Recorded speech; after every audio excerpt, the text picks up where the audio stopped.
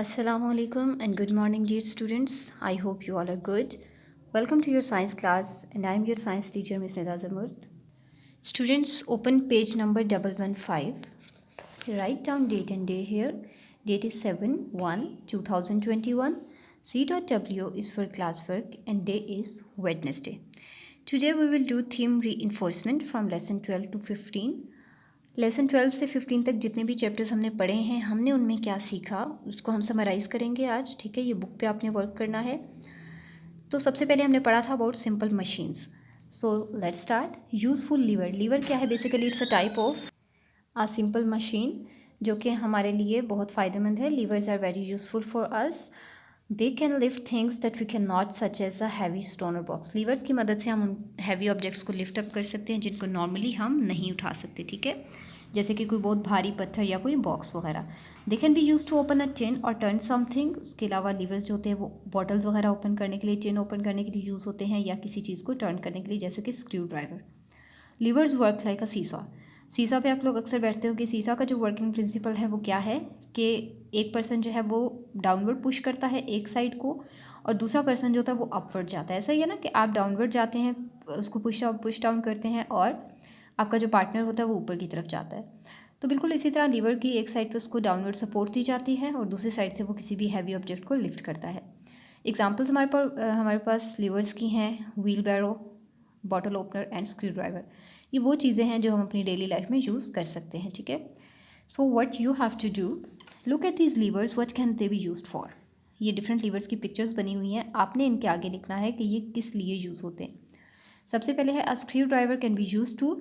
ये screwdriver है, ये किस लिए यूज़ होता है? Screwdriver can be use to turn a screw. किस लिए यूज़ होता है? Turn a screw. A screwdriver can be use to turn a screw. फिर आपके पास सीजर्स हैं।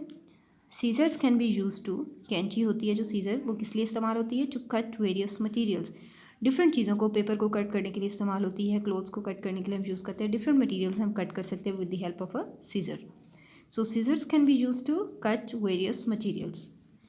उसके बाद हमारे पास है nutcracker. A nutcracker can be use to open nuts by cracking their shells. Nuts होते हैं ना, जैसे कि वॉलनट वगैरह, ये तरह की कोई भी चीज़, तो नट्स को क्रैक, उनको हाथ से खोलना तो पॉसिबल होता ही नहीं है। ठीक है, एलमंड्स होते हैं या वॉलनट्स, बादाम अखरोट वगैरह, उनको क्या आप हाथ का इस्तेमाल करते हुए उनके शेल को तोड़ सकते हैं? नहीं, आप उनके शेल को नहीं क्रैक कर सकते विद योर हैंड। आपको उसके लिए किसी बहुत हार्ड चीज़ की ज़रूरत होती है। तो उसको ईजिली उनके शेल्स को ब्रेक डाउन करने के लिए नट क्रैकर यूज़ होता है। ठीक है, इनके यहाँ दोनों सिरों के दरम्यान में नट को रखा जाता है, उसके बाद उसको प्रेस किया जाता है तो उनके शेल्स जो होते हैं वो क्रैक हो जाते हैं, ब्रेक डाउन हो जाते हैं।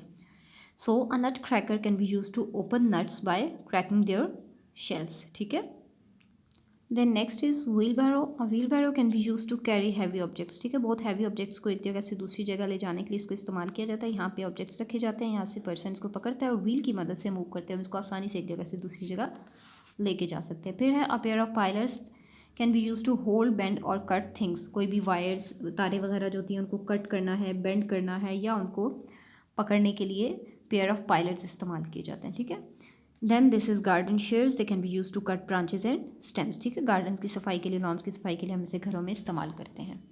नेक्स्ट पेज पर आ जाए 116। फिर है जी वर्किंग विद लीवर्स। कुछ लीवर्स जो होते हैं they work on their own और कुछ होते हैं वो पेयर्स में काम करते हैं। ठीक है, वो लीवर्स जो अपने आप मतलब जिनको पेयर्स की ज़रूरत नहीं होती, which work on their own, उसमें आ जाता है screwdriver and bottle opener. And levers that work in pairs they include garden shears and nutcrackers. Levers make life easier because they do a lot of work. अब आपने क्या करना है, आपने इन लीवर्स को देखना है, पिक्चर्स बनी हुई हैं और सामने बॉक्सेस हैं, एम्प्टी बॉक्सेस। बॉक्सेस में आपने ओ लिखना है या पी लिखना है। ओ आपने उन लीवर्स के लिए लिखना है that work on their own, और पी आपने उनके लिए लिखना है that work in pairs. You can easily see. ठीक है, like this is a bottle opener, तो इसमें आपको कोई पेयर नज़र नहीं आ रहा, सिंगल लीवर नज़र आ रहा है। ठीक है, सो यू विल राइट ओ। फिर है पाइलर्स। ठीक है, सॉरी इट्स प्लायर्स। ठीक है, ये प्लायर्स होते हैं। प्लायर्स हम किस लिए यूज़ करते हैं? Pliers are basically use to hold, bend और cut something and you can see easily that there is a pair of pliers. ठीक है, इनका पेयर है, so they work in pair, you will write P. Scissors also work in pair, you can see two levers, so you will write P. Then spanner, it works on its own. Screwdriver works on its own, so you will write O. And this one is also an example of spanner, so ये भी, यहाँ पे भी आप क्या लिखेंगे? O. तो जो पेयर्स में काम करते हैं वो कौन कौन से हैं? प्लायर्स, सीजर्स, बस यहाँ पे ये दो हैं, तो you will write P for them. और बाकी जो हैं they work on their own, इनको किसी पेयर की ज़रूरत नहीं होती, so you will write O. Page number 117, using energy. आपको डिफरेंट एक्टिविटीज़ दिखाई गई हैं, ठीक है। आपने उनको नंबरिंग करनी है according to the how much energy they use up, यानी कि जिसमें जितनी कितनी एनर्जी यूज़ होती है। नंबरिंग का क्राइटेरिया क्या होगा? 1 is equal to least energy and 8 is equal to most energy, यानी कि आपने असेंडिंग ऑर्डर में जाना है फ्रॉम लीस्ट टू हाईएस्ट। तो सबसे कम एनर्जी जिस काम में यूज़ होती है उसके लिए आप 1 लिखेंगे, फिर उससे थोड़ी ज़्यादा जिसके लिए यूज़ होता है उसके लिए 2, फिर उससे थोड़ी ज़्यादा उसके लिए 3, इसी तरह से आप 8 तक जाएंगे। 8 आप उसमें लिखेंगे जिसके लिए सबसे ज़्यादा एनर्जी यूज़ हो रही है। So look at this pictures carefully. This boy is sleeping. Sleeping के लिए बहुत कम एनर्जी रिक्वायर्ड होती है। जब आप सो रहे होते हैं तो आपको सिर्फ सांस लेने के लिए एनर्जी चाहिए होती है, वो बहुत कम होती है। So you will write 1।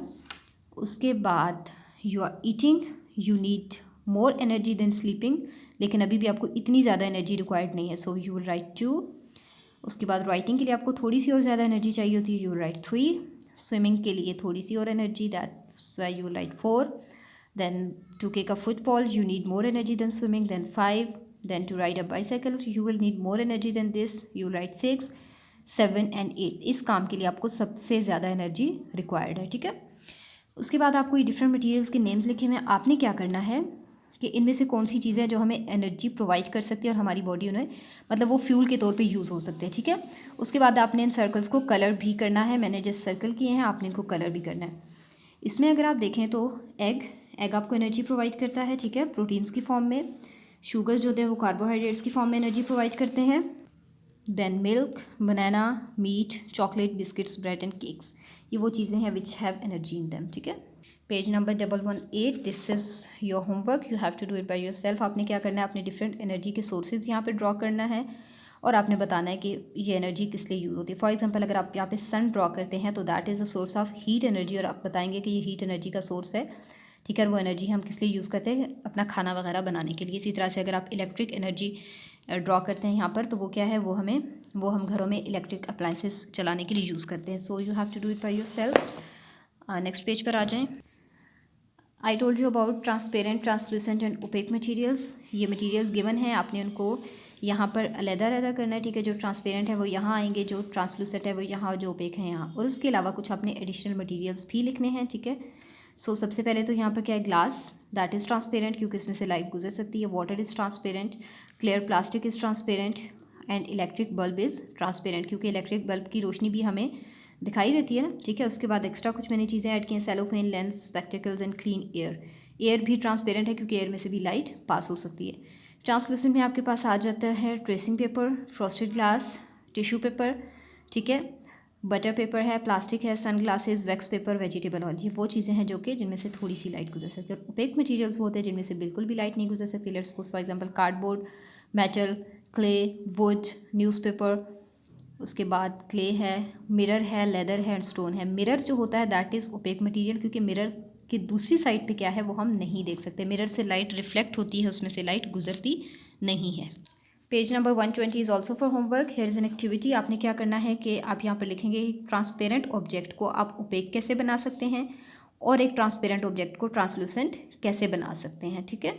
So you have to do it by yourselves and this page is also for your homework. आपने अपना शेडो मेजर करना है। 9 AM पे आपके शेडो का साइज़ और शेप क्या थी, 11 AM पे इसको साइज़ और शेप क्या थी, 1 PM एंड देन 3 PM। आपको पता है ना कि डिफरेंट टाइम्स पे हमारे शेडो का साइज़ भी डिफरेंट होता है और उसकी शेप भी डिफरेंट होती है, ठीक है। Why are shadows different in size at different times? मुख्तलिफ टाइम्स में शेडो का साइज़ क्यों डिफरेंट होता है? As the earth moves around the sun, its different parts are expose to sunlight, so shadows are formed in different sizes at different times. जैसे जैसे ज़मीन सूरज के गिर्द मूव करती है उसके मुख्तलिफ हिस्से सूरज के सामने आते हैं, ठीक है। तो उससे क्या होता है कि शेडोज़, क्योंकि सन की पोजीशन डिफरेंट होती है इसलिए शेडो का साइज़ भी डिफरेंट होता है डिफरेंट टाइम्स पे, ठीक है। This is your homework, you have to do it by yourselves. And next is page number 122, that is also for your homework. What you have to do, you have to draw a neat and clean diagram of your ear, ठीक है। आपने अपने year की यहाँ पे diagram बनानी है, अच्छी सी, प्यारी सी, नीट एंड क्लीन, और उसको लेबल करना है। और ये क्वेश्चन मैं आपको करवा देती हूँ। What is needed to produce a sound? आवाज़ प्रोड्यूस करने के लिए क्या चीज़ ज़रूरी होती है? Sound is produced when something vibrates, ठीक है। साउंड कब प्रोड्यूस होती है? जब कोई चीज़ वाइब्रेट करती है। Vibrating body causes the medium around it to vibrate. अब वो वाइब्रेटिंग बॉडी से क्या होता है कि जो भी मीडियम है, वाटर है या एयर है, वो भी वाइब्रेट होता है और साउंड जो होती है वो प्रोड्यूस होती है। So that was all about today students. Thank you so much. अल्लाह हाफिज़।